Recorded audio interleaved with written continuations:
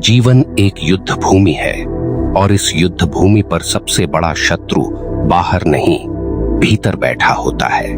यह शत्रु है आपकी अधीरता, आपकी बेचैनी और आपकी नियति से टकराने की आदत। आपने कभी गौर किया होगा, जितना आप परिस्थितियों से लड़ने की कोशिश करते हैं उतना ही आप टूटते जाते हैं, और जितना आप भगवान को थामते हैं उतना ही आपके भीतर शांति का झरना फूटने लगता है। यही सत्य है भाई बहनों। मनुष्य अक्सर भूल जाता है कि नियति से लड़ाई जीतने वाला कोई पैदा नहीं हुआ। हाँ, बदलने वाला जरूर पैदा हुआ, वह जिसने भगवान का सहारा लिया। नियति और समय ये दोनों कभी किसी की मुट्ठी में नहीं आते, लेकिन भगवान की कृपा, भगवान का नाम और भगवान का भरोसा हर इंसान के लिए उपलब्ध है। सवाल बस इतना है कि आप अपनी ऊर्जा किस ओर लगाते हैं, नियति से जूझने में या भगवान के चरणों में समर्पित होने में। जरा सोचिए, एक नदी बह रही है, आप उसे रोकने की कोशिश करेंगे तो आप थक जाएंगे, टूट जाएंगे, लेकिन नदी नहीं रुकेगी। पर यदि आप नाव बनाकर उसी नदी में बैठ गए तो वही धारा आपको मंजिल तक ले जाएगी। यही फर्क है नियति से लड़ने और भगवान का सहारा लेने में। अब आप सोच रहे होंगे, तो क्या हमें प्रयास ही छोड़ देना चाहिए? नहीं, प्रयास छोड़ना कमजोरी है, पर प्रयास करते हुए भी मन को भगवान से जोड़े रखना ही असली ताकत है। यही वह शक्ति है जो हजार तूफानों में भी आपके भीतर शांति बनाए रखती है। गीता में भी श्री कृष्ण ने कहा है, मामेकम शरणम व्रज, यानी सारी उलझनों से निकलने का एक ही रास्ता है, समर्पण। अगर अब तक की बातें आपके दिल को छू रही हैं, तो एक लाइक जरूर करें और कमेंट में बस इतना लिखें, मैं भगवान का सहारा लूंगा। आइए आगे बढ़ते हैं। जीवन का सबसे बड़ा धोखा ये है कि इंसान सोचता है, मैं अपनी मेहनत से सब कुछ बदल दूंगा। मेहनत जरूरी है, पर याद रखिए, मेहनत और परिणाम के बीच एक सेतु है, भगवान की इच्छा। आप खेत में बीज डाल सकते हैं, लेकिन बारिश लाने की ताकत आपके पास नहीं। यही नियति है। और बारिश का समय कौन तय करता है?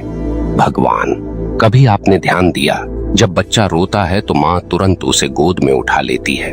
बच्चा नहीं जानता कि माँ कब आएगी, कैसे आएगी, पर उसका भरोसा अडिग होता है कि माँ आएगी जरूर। यही भरोसा आपको भगवान पर रखना होगा, वरना आप रोते रहेंगे और भीतर से खाली होते रहेंगे। मनुष्य की सबसे बड़ी भूल यही है कि वह नियति को शत्रु मान लेता है, परंतु सच्चाई यह है कि नियति भगवान का ही दूसरा नाम है। जो घटित हो रहा है वह आपके पिछले कर्मों का हिसाब है, और भगवान ने आपके लिए वही तय किया है जो आपके आत्मिक विकास के लिए जरूरी है। आप लड़ेंगे तो और थकेंगे, लेकिन अगर आप भगवान का हाथ पकड़ लेंगे तो यह नियति ही आपको मोक्ष के मार्ग पर ले जाएगी। कुछ लोग पूछते हैं, अगर सब नियति ही है तो इंसान की मेहनत का क्या मूल्य? ध्यान से समझिए, मेहनत आपका धर्म है, लेकिन परिणाम नियति और भगवान की कृपा पर निर्भर है। यानी आप नाव चला सकते हैं, लेकिन हवा का रुख आपके हाथ में नहीं। और जब हवा आपके विपरीत बह रही हो, तब धैर्य और ईश्वर का सहारा ही आपकी नाव को डूबने से बचाता है। संघर्ष की घड़ी में अक्सर लोग भगवान को भूल जाते हैं, और यही उनकी सबसे बड़ी भूल है। दुख में चिल्लाना, रोना, तड़पना आसान है, पर दुख में भगवान का नाम लेना कठिन है। पर जिसने यह कठिनाई अपना ली, उसके जीवन में शांति स्थायी हो जाती है। जरा एक क्षण ठहर कर सोचिए, आज तक जब जब आपने भगवान पर भरोसा किया, क्या कभी आपने खुद को बिल्कुल अकेला पाया? कभी न कभी, कहीं न कहीं कोई अदृश्य हाथ आपकी मदद करने आया ही है। कभी इंसान के रूप में, कभी संयोग के रूप में, और कभी भीतर से मिली शक्ति के रूप में। यह भगवान का ही सहारा है। आप नियति से जितना भागना चाहें, भाग नहीं सकते। आप नियति से जितना लड़ना चाहें, जीत नहीं सकते। पर जब आप भगवान को थाम लेते हैं तो नियति आपको रास्ता दिखाने लगती है। आपके लिए कठिन रास्ते भी आसान हो जाते हैं। यही रहस्य है शांति पाने का। अब सोचिए, क्या आप अपनी पूरी जिंदगी उस दीवार से टकराने में बर्बाद करेंगे जो टूटने वाली ही नहीं है, या फिर आप उस द्वार को खोजेंगे जो भगवान ने आपके लिए खोला हुआ है? फर्क बस नजर का है। नियति दीवार नहीं, रास्ता है, और यह रास्ता तभी दिखेगा जब आप भगवान पर भरोसा करेंगे। लोग कहते हैं हमारी किस्मत ही खराब है, लेकिन असलियत यह है कि किस्मत खराब नहीं होती, हमारी दृष्टि खराब होती है। हम घटनाओं को दंड समझते हैं, लेकिन वही घटनाएं हमें गढ़ने और संवारने आई होती हैं। रामायण में सीता माता का वनवास, महाभारत में पांडवों का वनवास, ये सब केवल दुख नहीं थे, ये तपस्या के क्षण थे जिन्होंने उन्हें महान बनाया। अगर उन्होंने नियति से लड़ाई लड़ी होती तो शायद वे इतिहास में नायक नहीं बनते, लेकिन उन्होंने भगवान का सहारा लिया, और वही सहारा उन्हें शांति और विजय दोनों तक ले गया। तो भाइयों और बहनों, यह समझ लीजिए, जीवन में शांति चाहनी है तो नियति से लड़ना बंद कीजिए। नियति का अर्थ है जो घट चुका है और जो घट रहा है, इसे आप मिटा नहीं सकते, लेकिन भगवान को पकड़कर आप इसके पार जा सकते हैं। हर दुख, हर चोट, हर हार, ये सब जीवन का हिस्सा हैं, पर इन्हें ढोते रहना मूर्खता है। इन सबको भगवान के चरणों में अर्पित कीजिए और देखिए आपके भीतर कैसी गहरी शांति उतरती है। इसलिए अगली बार जब जीवन आपको चोट दे, जब हालात आपके विरुद्ध हों, तब खुद से एक प्रश्न पूछना, क्या मैं इस नियति से लड़कर और टूटना चाहता हूँ, या भगवान को थामकर भीतर से शांत होना चाहता हूँ? यही प्रश्न आपके जीवन की दिशा बदल देगा। भाइयों और बहनों, नियति के साथ जूझते जूझते इंसान सबसे पहले अपना धैर्य खोता है, और जब धैर्य खोता है तो बुद्धि भी खो जाती है, और जब बुद्धि खो जाती है तो मनुष्य अपने ही कर्मों से अपने जीवन को और कठिन बना देता है। यही कारण है कि शास्त्र बार बार समझाते हैं, शांत रहो, धैर्य रखो और भगवान पर भरोसा करो। ध्यान दीजिए, जब कोई तूफान आता है तो पेड़ जो अकड़कर खड़े रहते हैं वही टूट जाते हैं, लेकिन जो पेड़ लचकते हैं, झुकते हैं, वही बच जाते हैं। नियति का तूफान भी वैसा ही है। आप अकड़कर उससे लड़ेंगे तो टूट जाएंगे, लेकिन अगर आप भगवान पर भरोसा करके झुक जाएंगे तो यह तूफान भी निकल जाएगा और आप और मजबूत होकर खड़े होंगे। मनुष्य का सबसे बड़ा अहंकार यह है कि वह सोचता है मेरे हाथ में सब है, पर नियति बार बार उसे दिखाती है कि ऐसा नहीं है।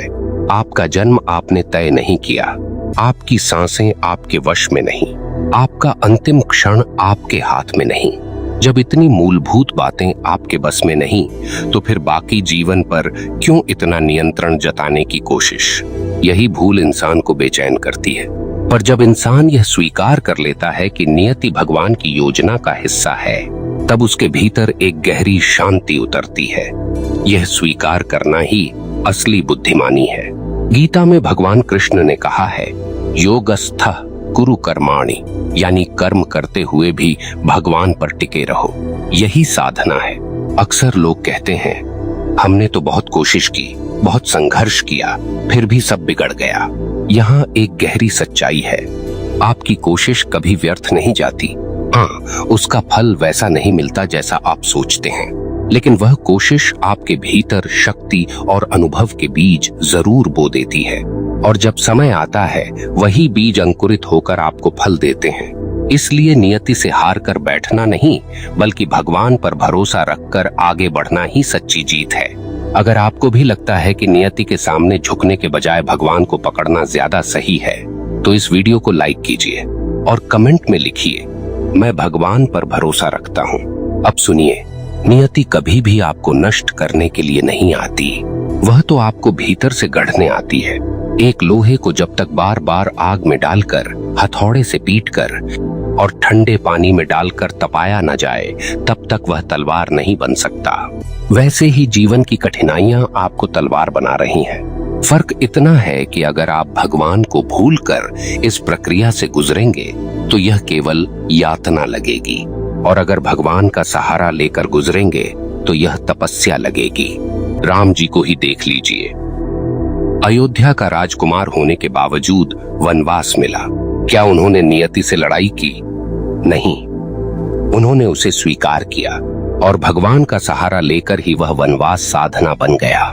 वही साधना उन्हें मर्यादा पुरुषोत्तम बना गई। अगर राम जी नियति से लड़ते तो शायद वे राम न बन पाते। महाभारत का प्रसंग भी देख लीजिए।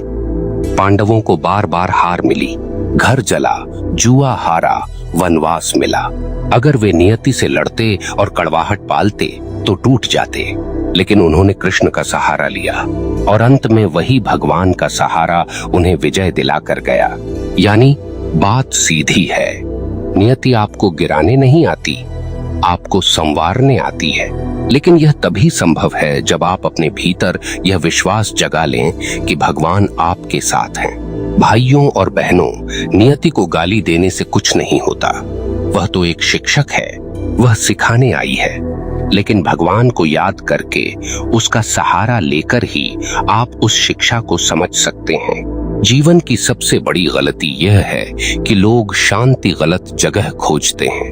कोई धन में खोजता है, कोई संबंधों में, कोई उपलब्धियों में। लेकिन जब नियति इन सबको हिला देती है तो सब बिखर जाते हैं। लेकिन जो भगवान में शांति खोजता है वह कभी बिखरता नहीं। रामचरितमानस में गोस्वामी तुलसीदास जी ने लिखा है, धीरज, धर्म, मित्र और नारी, आपत्ति काल परखिए चारी। यानी संकट के समय ही सबकी असली पहचान होती है। और संकट के समय अगर आप भगवान को पहचान लें तो वही सबसे बड़ा धन है। नियति से लड़ना आग से लड़ने जैसा है, जितना लड़ेंगे उतना जलेंगे। लेकिन भगवान का सहारा लेना पानी से जुड़ने जैसा है, जितना जुड़ेंगे उतना ठंडक और शांति मिलेगी। अब आप खुद से पूछिए, क्या आपके जीवन में जो भी कठिनाई आई उसमें कहीं न कहीं भगवान ने आपको सहारा नहीं दिया? कोई व्यक्ति आया, कोई अवसर मिला, कोई रास्ता खुला, ये सब भगवान के संकेत थे। लेकिन हम अक्सर शिकायत में इतने उलझे रहते हैं कि भगवान की कृपा देख ही नहीं पाते। इसलिए मैं आपसे कहता हूँ, नियति से मत लड़ो, यह लड़ाई जीतने वाली नहीं है। भगवान का सहारा लो, वही तुम्हें ताकत देगा, वही तुम्हें शांति देगा। आपको एक गहरी बात बताता हूँ, नियति हमेशा आपके कर्मों के अनुसार चलती है, लेकिन भगवान आपके भावों के अनुसार कृपा करते हैं। यानी कर्मों से बनी नियति कठोर हो सकती है, पर भगवान का सहारा लेने पर वही कठोरता भी मधुर बन जाती है। जैसे एक कैदी को सजा मिलती है, वह नियति है, लेकिन अगर राजा उस पर दया कर दे तो वही सजा हल्की हो सकती है। वैसे ही भगवान का सहारा ही नियति की कठोरता को हल्का बना देता है। आप जीवन को जितना भी समझें, अंत में आपको यह स्वीकार करना ही होगा कि इंसान अकेले कुछ नहीं है। जब तक भगवान का हाथ आपके सिर पर नहीं है, तब तक शांति का अनुभव असंभव है। इसलिए भाइयों और बहनों, अपनी ऊर्जा नियति से जूझने में मत गंवाइए। नियति को भगवान की योजना मानकर स्वीकार करिए और भगवान का सहारा लेकर आगे बढ़िए। यही मार्ग शांति का है, यही मार्ग मुक्ति का है। भाइयों और बहनों, नियति से जूझते जूझते इंसान अपने भीतर का चैन खो बैठता है, और जब चैन चला जाए तो जीवन किसी कैद से कम नहीं रहता। लेकिन याद रखिए, भगवान का सहारा लेने वाला कभी कैदी नहीं होता। वह हर परिस्थिति में स्वतंत्र रहता है, क्योंकि उसकी आत्मा जानती है यह सब क्षणिक है और भगवान मेरे साथ हैं। दुनिया का सबसे बड़ा झूठ यही है कि सब कुछ मेरे बस में है, और सबसे बड़ा सच यही है कि सब कुछ भगवान के बस में है। जो इस सच को स्वीकार लेता है वह जीवन में कभी नहीं हारता। नियति का खेल हमेशा चलता रहेगा, कभी सुख देगा, कभी दुख, कभी सम्मान देगा, कभी अपमान, कभी जीत दिलाएगा, कभी हार। लेकिन भगवान का सहारा लेने वाला इन सब के पार चला जाता है। वह न सुख में डगमगाता है, न दुख में टूटता है। उसकी आत्मा संतुलित रहती है। गीता में भगवान कृष्ण ने यही तो कहा था, समत्वम योग उच्यते, यानी सुख दुख, लाभ हानि, जीत हार में संतुलित रहना ही योग है। और यह संतुलन अकेले इंसान की ताकत से नहीं आता। यह संतुलन तभी आता है जब आप भगवान का सहारा लेते हैं। सोचिए, अगर नियति के आगे ही झुकना है तो क्यों न उसे भगवान का ही रूप मान लिया जाए। तब आप नियति को शत्रु नहीं बल्कि गुरु मानेंगे। और गुरु से लड़ाई नहीं की जाती, गुरु से शिक्षा ली जाती है। यही दृष्टि आपके जीवन में शांति लाती है। राम जी का वनवास, पांडवों का वनवास, मीरा की पीड़ा, तुलसीदास की तन्हाई, इन सब के पीछे नियति थी, लेकिन उन्होंने भगवान का सहारा लिया, इसलिए वही नियति उन्हें महानता तक ले गई। यही अंतर है साधारण और असाधारण जीवन का। भाइयों और बहनों, नियति से मत लड़ो, यह तुम्हें थका देगा, यह तुम्हें कड़वा बना देगा। भगवान का सहारा लो, यह तुम्हें शांत करेगा, यह तुम्हें गहरा बनाएगा। यही जीवन का सबसे बड़ा सत्य है। अब आखिर में मैं आपसे बस यही कहना चाहता हूँ, जब भी नियति चोट करे तो आंखें बंद कर लीजिए और एक पल को भगवान का नाम लीजिए।